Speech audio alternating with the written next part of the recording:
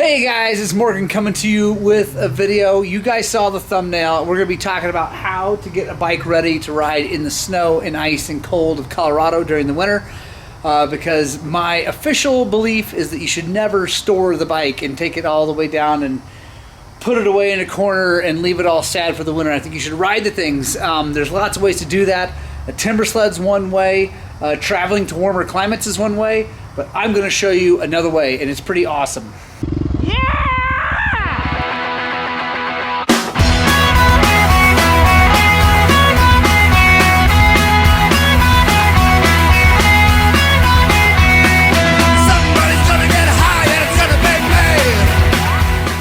Here in Colorado during the winter, we have a very dry yet cold winter here. We're in the high desert, so we don't get just huge piles of snow. It doesn't get, feet and feet deep. So because of that, I don't need to buy a timber sled. Although timber sleds are super fun and all that great stuff, and we have the riding all close to here, but I personally like to stay with wheels. So I use a thing called grip studs. Let me show you what they look like. All right, so there we go. That is a grip stud. They are really, really cool. Some of the key features are, first, it's got a carbide tip.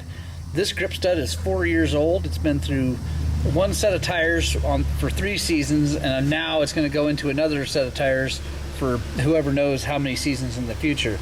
So carbide tip really keeps it in good shape, allows you to ride in the rocks and hammer in the ice, snow, whatever, and it works really well. The other really key part of this is this auger style screw. So being huge and wide and like a big ice auger, it really holds tight in the rubber on the knob. So if we take a look here, you can see they're buried in there really nice and tight. I've already got one ride on these. If you haven't checked out that video, you should. It was the Billetron first ride and grip studs ride. Wheels spinning all the time, in and out of the snow, rocks, dirt, mud, whatever. And these things don't go anywhere.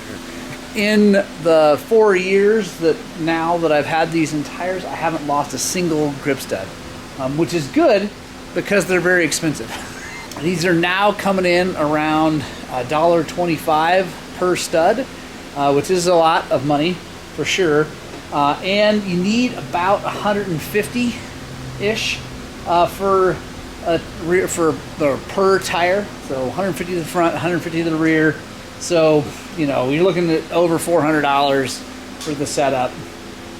And now that's for a off-road setup, not an ice setup. They make studs because these, while they are really good for what I'm doing, they might actually be a little bit long for doing just ice. Now I don't know. I'm not an ice racer. I don't do a lot of time on the lake. Although I will take this bike to the lake and ride around in the snow and whatever on the lake.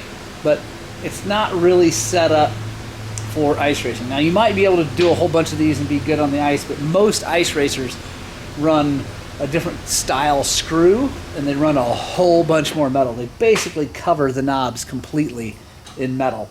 But that's not my thing. I like to just go ride the trails in the snow and the ice. So for me, about 150 per tire works out really well because it still leaves some rubber. You can see there's plenty of rubber. You can see it's even wearing from the first ride. And that's good because you want rubber touching those rocks, because if it was just the carbides, they'd slip. Now I'm going to show you how these things go in. I don't need to show you lots of them. It's pretty simple, but I ended up forgetting a knob here, so this is perfect. All right, let's start with the tool that you buy to come with it. I think each pack comes with one. I usually have a couple extras because they do kind of wear out, especially when you're taking these out. You'll end up wearing down this edge because it'll spin some. So that tool, just chuck it up in a screwdriver, but then you can see with the grip stud, it's got these grooves and that slides right in there. Make it lodge in there nice and tight. All right, so now the deal is with these things, they're pretty simple, but you also kind of got to pay attention because I'll show you, if you just put it on there lightly, it walks all over the place. So you got to be authoritative with it And this is the edge. That leading edge is what you're trying to get to go in there. So I kind of start with that, push tight. There we go. And run it in. And just like that. So that is all you do. And my pattern, everybody's got their own kind of pattern. My pattern for the rear is just one per knob. Even the big knobs, I just do one. Again, it's because I'm not going out specifically just for ice. I want to have some rubber on the ground. On the front, I like to leave a few more knobs empty. So you can see I run one on every edge because I don't want to lose traction in the ice on the edge, because that's how you end up on the ground. Also, I don't ride a lot of frozen ruts. If you ride ruts, that'll tend to kind of want to climb up ruts when they're frozen. But out here, we don't have that problem. And then I leave these, it's not everyone because this pattern is kind of funky, but I leave these ones empty so that we get lots of traction in the rocks on the front. So works pretty good. All right, guys, so I got all the spikes in there. We're outside because it's a beautiful day, and I'm getting ready to load the bike up because I'm going to go ride tomorrow morning, and you're going to join me. It's going to be part of this video. But the last thing that I like to do to a motorcycle to get it ready for the winter, I obviously check the coolant, make sure that's all topped off. Also make sure it's not water. Make sure it's not like creek water that you've had to put in there over the summer because you crashed or overheated or whatever. Make sure it's all actual coolant so it doesn't freeze on the way to the trailhead or whatever. It's not gonna freeze while you're riding, but you know. So yeah, the last thing I like to do is so the last thing I like to do, protect the hands. The one thing that gets really, really cold on me are my fingers. Everything else stays nice and warm, but my hands and my fingers get super duper cold. And I've tried big gloves, I've tried snowmobile gloves, I've tried all that kind of stuff. I've never tried heated gloves like the battery powered ones. Those are probably pretty awesome. But my problem is all the glove options make your hands real bulky and hard to deal with. And I'm a fat biker also. I mean, I'm fat and a biker, but I also ride fat bicycles in the winter. And so we always have these things on our thing. And I found that with these things, they're just neoprene. I'll show you guys a little bit closer up as I get it on. But keeping all the wind off is the key to this thing working really well. And you really just use normal moto gloves. So I'll show you how we put them on. It's real simple. All right, guys, so there is kind of a right and a left. I like to use this one on the right because the Velcro straps go over and underneath. So you just unzip these guys, undo the Velcro guys, and then just kind of ease them on. And I use, these are XL, so they're the extra large versions from Barmett's, and they work pretty good. They're a little tight still, but they're nice and small, and with running flags, it helps keep the neoprene from crushing down on your hands. So you just do like that.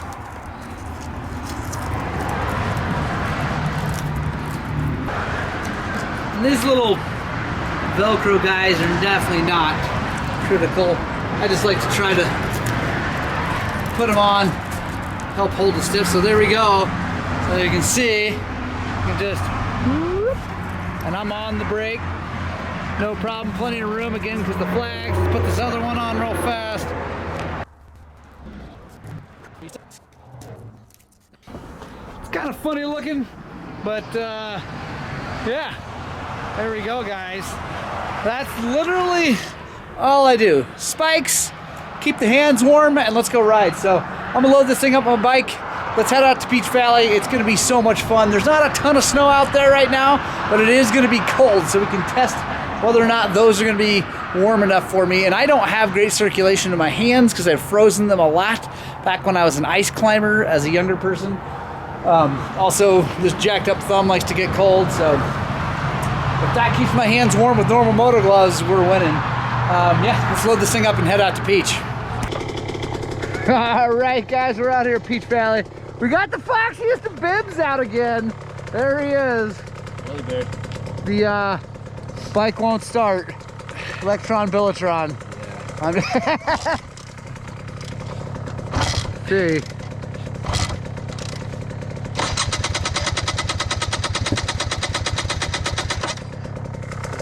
Not a good sign. Yeah, push. What the heck? What's going on? Running when I put it away. I'm sure. you put it the chokes on, right? Yeah. Come on, 300. You will notice that the 125 is purring like a kitten. Like a kitten.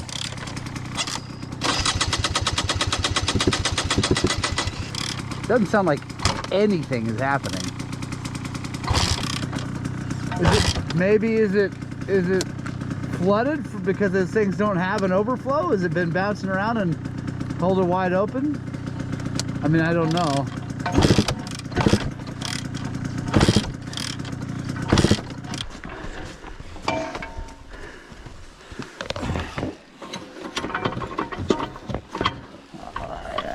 Oh yeah, look at that custom height. Yeah, what do you want? A little high, if we're gonna do it. That's awesome. Okay, that's good.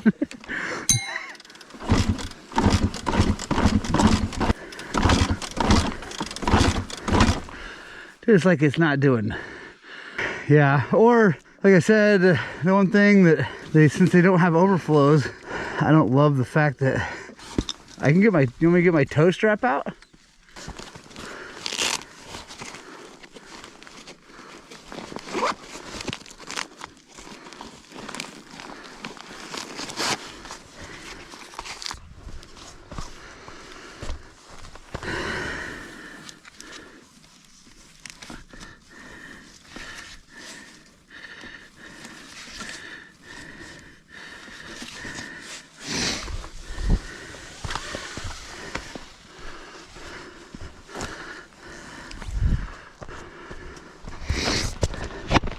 All right, for everybody watching, the mighty 125 is now going to tow the 300. It's actually a good learning thing for everybody here. If you're gonna tow people, this is how I like to do it. Foot peg to foot peg, my left to his right.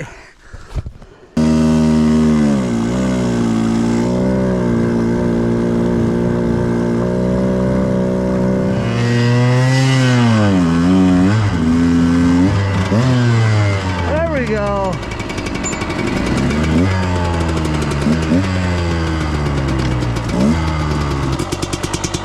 Sweet. I bet it's just loaded up. Yeah. I bet it just filled that motor. That's the thing. I don't know why they don't put overflow tubes on those, because it just goes in the mud. If it flows over for any reason, bouncing down a road or whatever, yeah, instead of going in the tube and out to the ground, it goes into the motor. So what are you supposed to do? Like keep the drain the float ball every time? Yeah, well the best thing to do is turn it off, just let it run for a little bit, because that'll get it down to where it can't do that, you know, just a little bit. Ah, there you go guys. One more thing I don't like about carbs that don't have overflow tubes. All right, so now we're gonna go ride. It's 20 degrees out, guys, that's cold. I have just my vest and my normal Adventure Spec jersey, wearing my Adventure Spec pants with my Adventure Spec leggings. They're moto specific kind of leggings for like long underwear. But I just got my Leah vest with a normal jersey. I think I'll be fine. Gonna start by going up in the rocks, up Eagle. Then we're gonna head south, get into some snow, maybe do Monster Ditch back, and we'll be good. Already at least 10 degrees warmer inside my mitts. Sometimes you got to kind of pull them back like that to get them to stay. Want to go? Totally forgot about my mitts. Yeah, the mitts. I'll be right there. They're not, yeah, you'll be fine. These are nice though. It's already 10 degrees warmer in here. It's like, you can tell, just sliding your hands in, it's like, oh, that's nice.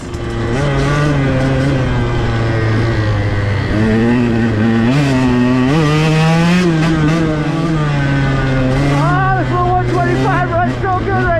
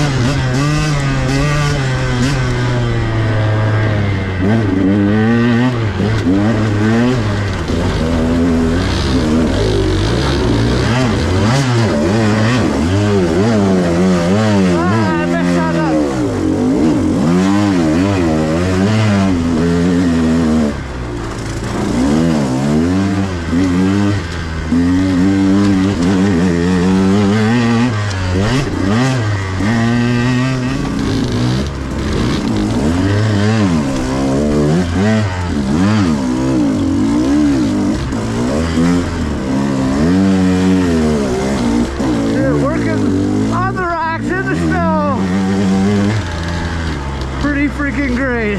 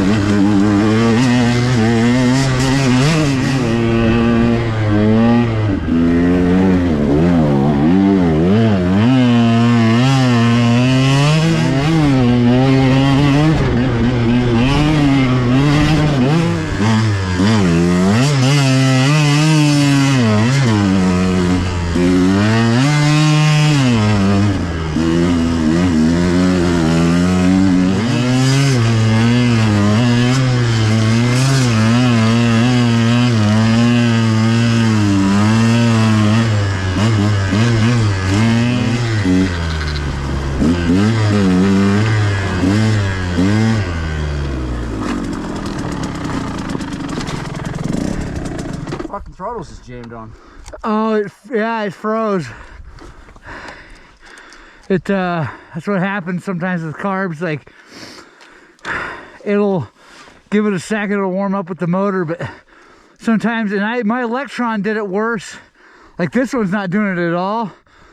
My Lectron did it worse. I think it's because the slide, that slide's not the zinc one, Yeah. but it's still not as slick as like this. No, that's fine. Yeah, it's not as slick as this chrome plated one, you know? Yeah. And when it gets cold outside, air comes in, right? And as it comes through the venturi, Yeah. it gets even colder. Yeah. So airplanes, you know, carbureted airplanes will ice up even when it's not that cold outside, Yeah. you know? So that's what's happening. Well, that's scary. Yeah. What the hell? I've never had a frozen throttle cable before. It's not the cable, but Well, yeah. slide. It's terrifying, isn't it? Well, I was just going along here and I'm like, this is weird. Something weird's going on. Yeah. And then, glad I wasn't in a tight spot. Yeah, it's one of the things, like my Lectron did it when I put the snow bike kit on it. Yeah. Until I put a heater on it. Yeah. It would freeze every time. Even like riding screws, Yeah. it would freeze because it, like I said, that slide's just a little bit rough. Uh-huh. And so you get any kind of ice build up and it'll stick. It just can get some tension on it. Well, it freezes the slide to the body. Well, yeah, but if it's not super smooth, then there's, The ice has a better purchase. yeah, it can get some tension there. Yeah. I heard it go wide open. I was like, whoa. Well, the hell, I just have to keep revving it. Yeah. Just obviously keep your hand over the clutch. Well, at least, All right, fresh track.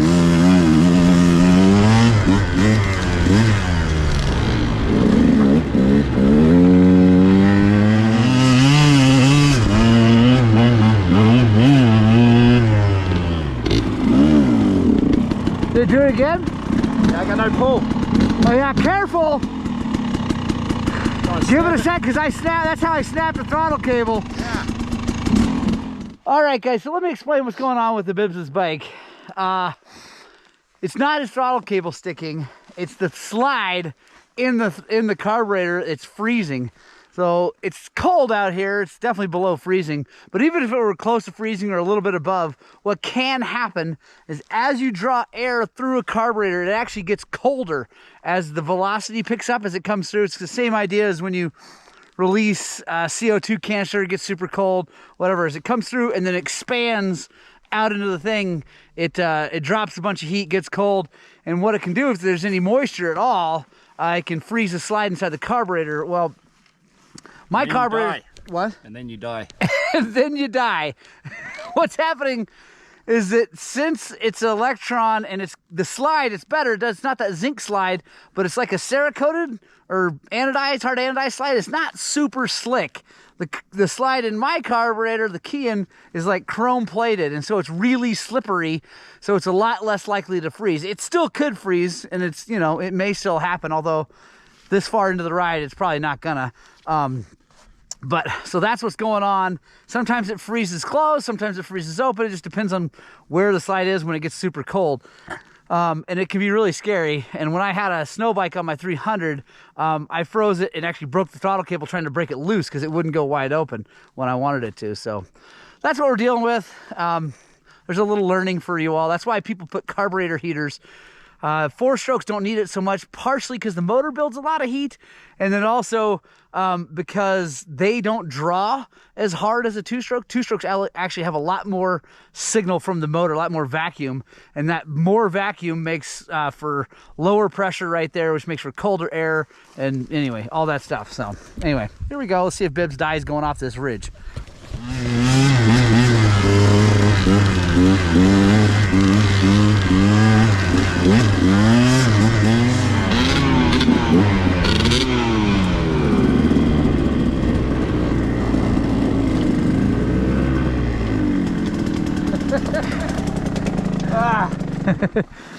Did it stick wide open, or were you trying to clean it out? No, I just picked up. It was like stuck closed and then went open and.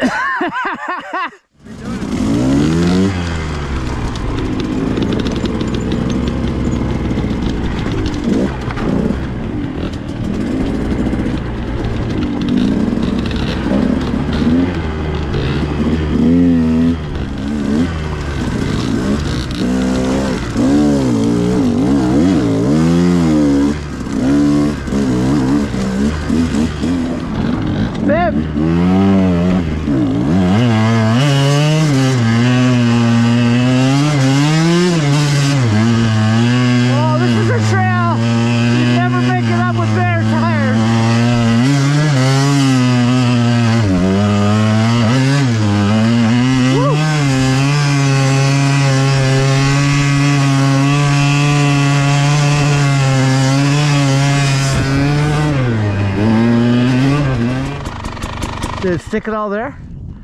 No. Nice. I still don't. I'm probably not going to trust it until June.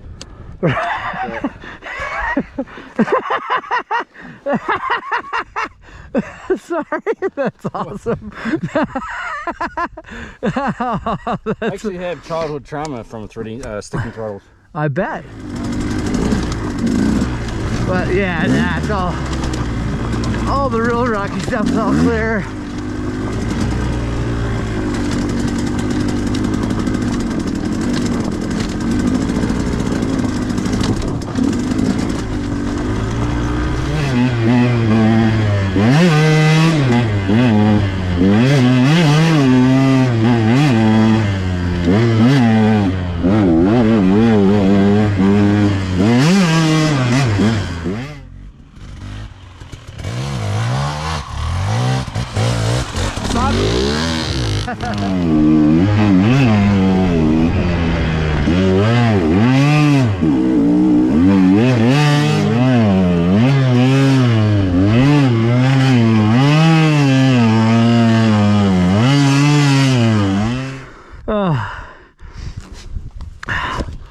Also, for everybody watching, I was just thinking, you're probably wondering why Fox's bike didn't do this the last time we went out to Dry Creek.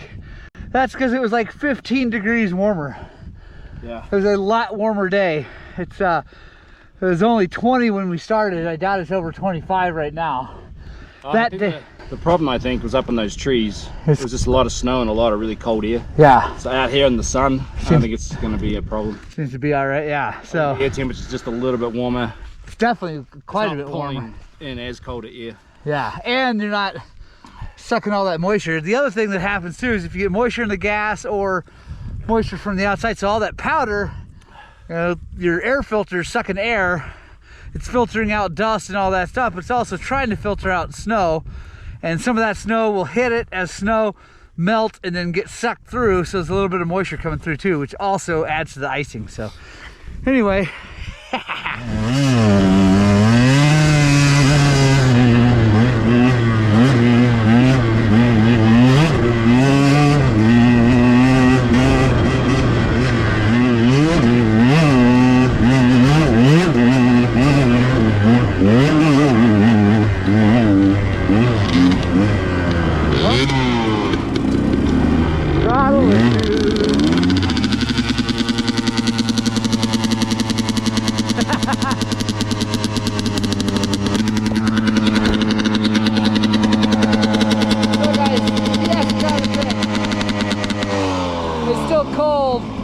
I think the amount of air you're moving through and fast, it just doesn't help. It's cold.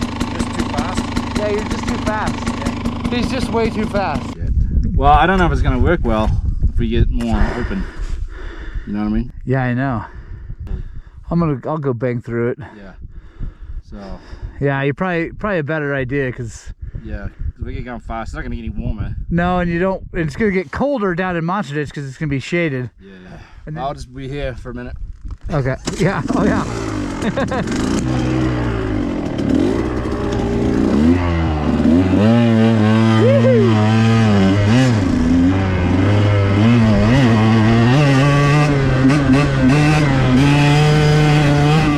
Oh, so this is going to be a good proof of the screws. You definitely don't want to be going across this frozen wood with bare tires. But plenty of traction.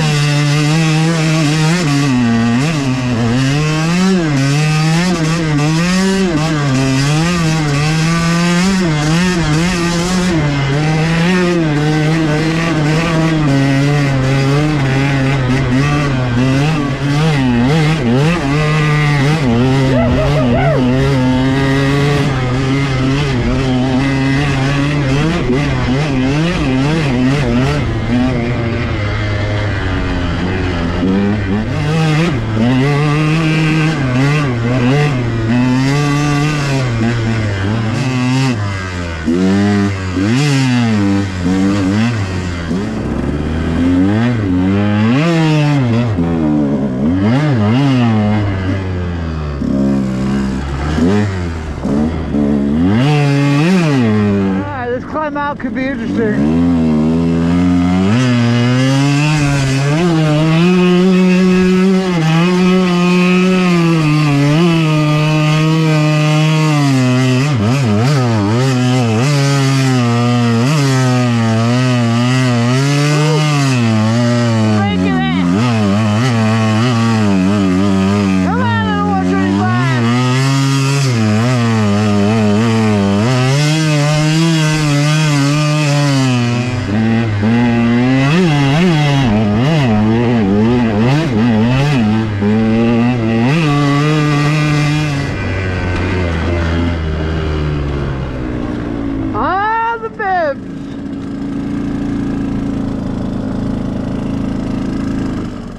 Little keying kept working. Hey guys, that was an absolute blast. We had so much fun. Unfortunately, Foxy Bibbs had to bail out there because his carb was icing up. But the keying, 36mm keying on my bike with the RK Tech head was perfect. I love it. The bar mitts, guys, my hands were toasty warm all morning long, even going fast out through the whoops and stuff like that, and the tight stuff. I was able to wear my normal moto gloves with zero issues. So, and it was 20 degrees. That's usually a little colder than what I normally go ride in, if I can avoid it. But yeah, it was great. So, highly recommend those. I get them at a bike shop, a bicycle shop. They stock those things. So, anyway, love you guys. I hope you get out and spread the gospel two wheels. And as always, I desperately hope that what we're doing is inspiring you guys to work on and get out and ride your dirt bikes.